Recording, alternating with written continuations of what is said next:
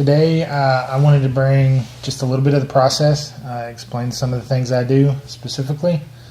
I was doing Mountain Valley for this one, commission.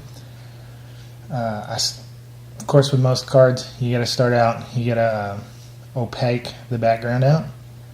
I was using white here. I used several different colors depending on what the artwork's gonna call for. If I have a couple of gray that are warm for warm cards, cool gray for cool cards. Sometimes you'd use black. Here I use white mainly because that sky is mostly orange and pink. And orange and pinks, yellows, very transparent, very hard to paint over anything but white. So that's why I used white on this one.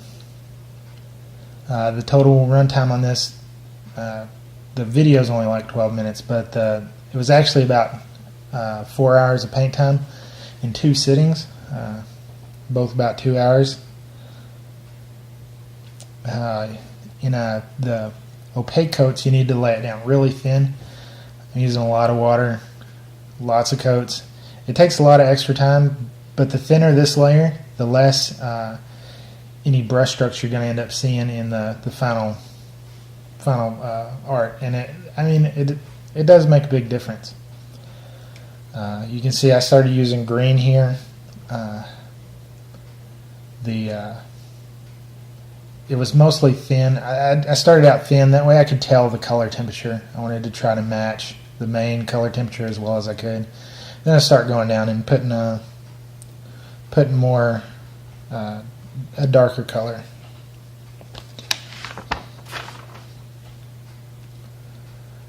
You see from time to time I'll use my finger to dab some off right there.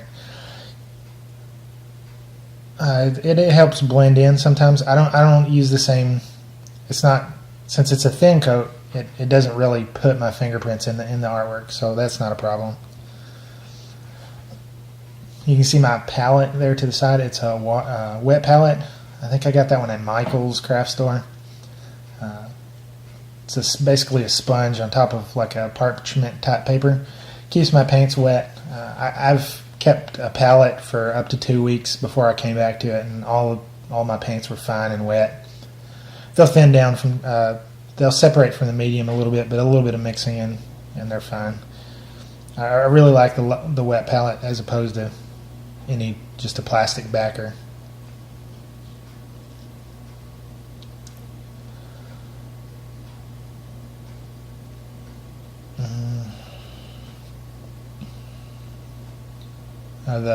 You can see what I've taped my card to. Oh, here we go. Here's the greens. These greens are Vallejo paint. They're mainly for Warhammer, but they're such high pigment content they can be used for this kind of cards, real thin coats. I use golden acrylics for most of my painting, but in some cases where I already have the Vallejos for Warhammer anyway, they'll get you halfway there, so might as well use them. I was using several different colors in this one, mixing several different color temperatures of green in here, so lots of jumping around. That palette, sorry about the quality, guys. I just kind of recorded it on a whim, and then the format I recorded it in took some conversion twice in order to get it to something I could actually edit. But that palette it's on is just a piece of plastic card or sheet styrene.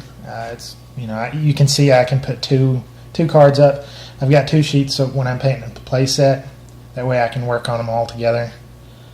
The brushes I use, they vary in quality. Some of them are $5 or $6 brushes. Some are like 15s. I like the Winsor & Newton Series 7s. Those are really nice brushes. If you take care of them, they'll last a long time. But most of these are number 1s that you actually see me using for details. But because of the varying quality, the tips of them some are fanned a little bit. Some are a little bit more pointed. Some of them will hold more paint. So I jump back and forth. You can see on the table there, I've got some Copic microliners. I love these pens. I've used the Perma Inks for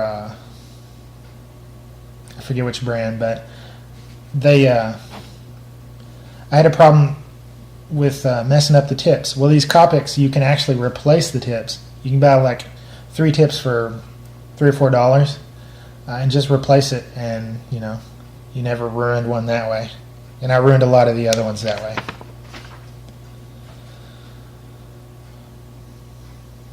I use those Copic microliners. I have 3 different sizes. I have .03, which I use for really small details, a .2, which is a little bit bigger, and I use that for a lot of edging. At the beginning of this video, I didn't show it. Edged around where it says Mountain Valley and the types and stuff like that with that, so that I didn't have to get quite as close with paint, and I'd still show a crisp black line. I think a lot of alterists kind of would do better by doing that. I think the cleanliness of those lines really adds a lot. You see, I pulled out another Vallejo paint, an aqua. Some of the colors that are more of a pain to mix. You'll see later I pull out an orange and a violet for that sky.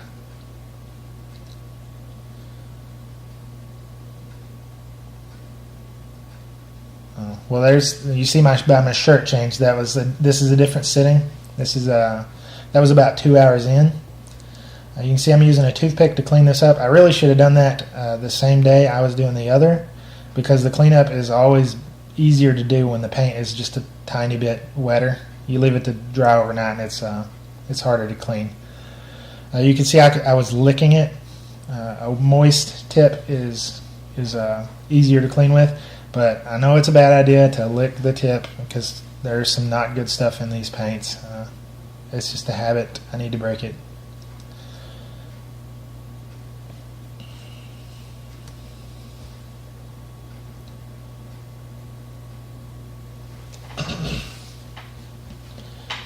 You can see at some point I grab my TV remote. I always paint while I'm listening to the TV. A lot of times it's stuff from Discovery.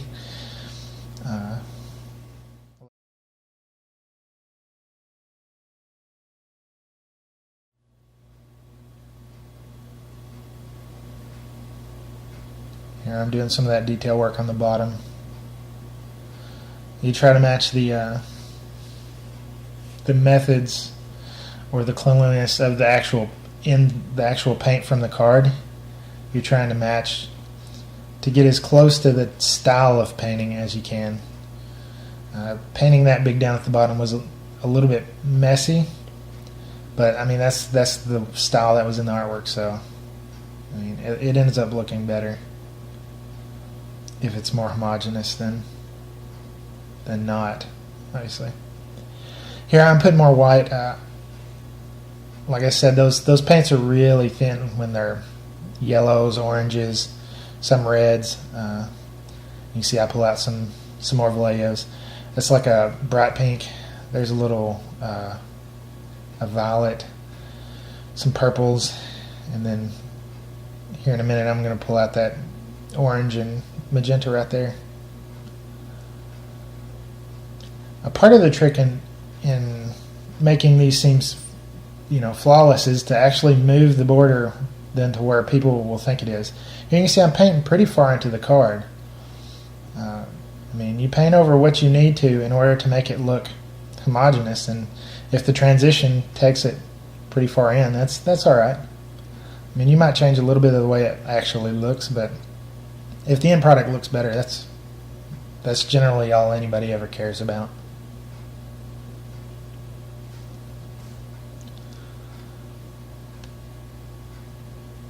As you can see, I bounce around a whole lot, going back and forth.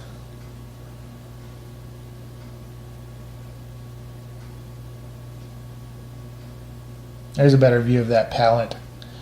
I'm not sure what size that is, but it lets me spread out a lot. I use a lot more space than I have to. Again, sorry about the quality.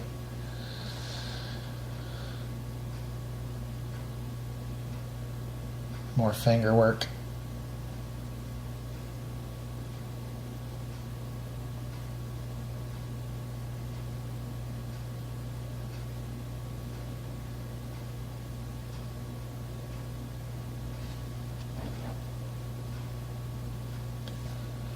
and some cleanup with toothpicks.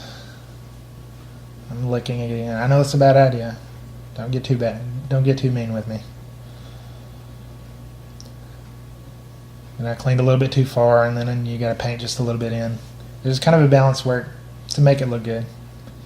And I want to paint that branch in. A little bit of Copic microliner, and then the great thing about those is they don't dry right away. Over paint, they'll dry a little faster than on just a card, but then you can paint up next to it, and it'll help you get a good black transition mix. It kind of drags out into your actual color.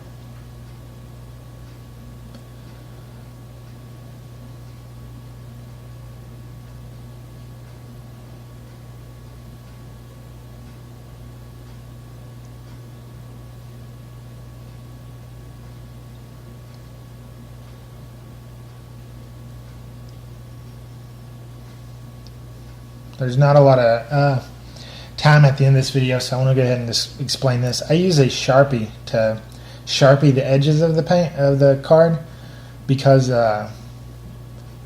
if you use white sleeves, which I use white sleeves, and if you have a really bright color like this, if you're looking at the side of a deck of cards, you can sometimes see a really brightly altered card like this in the side of it. So I use the black Sharpie to Sharpie the edge, black it down. That way you can't see it in the side of a deck of cards. Working with the Copic, trying to make everything really clean.